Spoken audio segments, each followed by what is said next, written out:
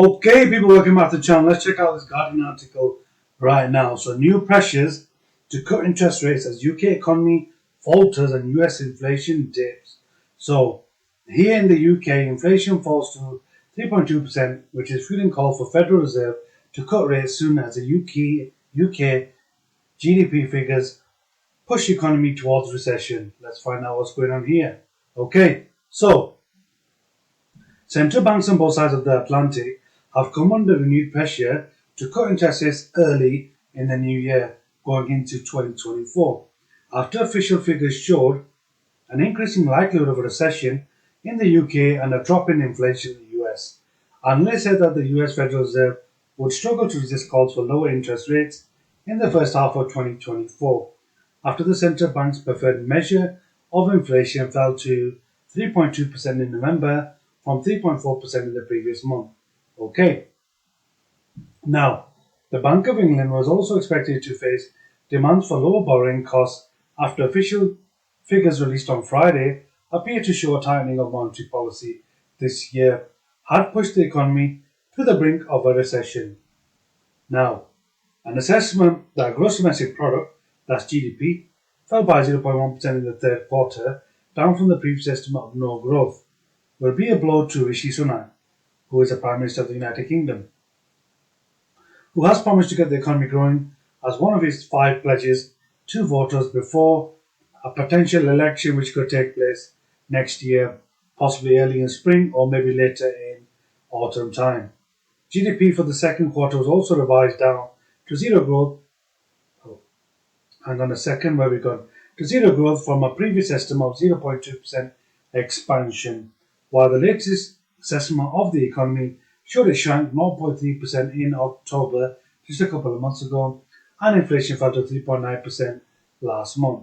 And the economy is considered to be in technical recession after 2 consecutive quarters of contraction in GDP, and a further contraction in the fourth quarter would push the UK into that category. The owner said a poorer than previously assessed performance by small companies, film production, engineering and design, and telecoms and the IT sector accounted for much of this revision. You can see here in this chart where GDP is falling by 0.1% in quarter 3 of this year. So, the Chancellor, Jeremy Hunt, said he believed the economy was poised to rebound. The medium-term outlook for the economy is far more optimistic than the numbers suggest. We've seen inflation fall again this week, and the OBR, Office for Budget Responsibility, expressed a measure in the autumn statement, including the largest business tax cuts in modern British history, and tax cuts for 29 million working people will deliver the largest boost to potential growth on record. His Labour counterpart Rachel Reeves dismissed Hunt's analysis, saying the latest figures were an example of Sunak's record of failure as Prime Minister. He failed to beat Liz Truss, he failed to cut waiting lists, he failed to stop the boats, and now he has failed to grow the economy, the Shadow Chancellor said. 13 years of economic failure under the Conservatives have left working people far worse off with higher bills, higher mortgages, and higher prices in the shops.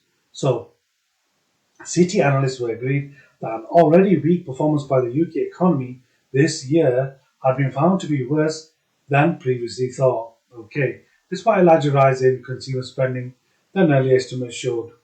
They also expect the Bank of England's basically 14 interest rate rise over the last couple of years, taking the cost of borrowing from 0.1% to 5.25%, massive leap there, to have taken a bigger toll on the corporate sector and household spending than previously thought. So, separate figures for the UK retail sales volume in November provided a lift, beating City forecasts of 1.3% fall to register a modest 0.1 increase year on year after a 0.3 increase since October. Black Friday sales proved to be better than City forecasts, and discounting on furniture, carpets and other household items drew shoppers back to the high street.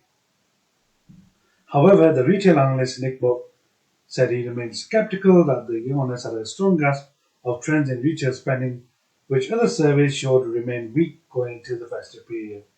The weaker GDP data comes the day after Hunt told the Financial Times, if we stick to the course we're on way to bring down inflation, the Bank of England might decide they can start to reduce interest rates next year. Martin Beck, the chief economic advisor to EY Item Club, said GDP was dealt a big blow after an estimate of business investment in the third quarter was cut to 3.2% from 4.2%.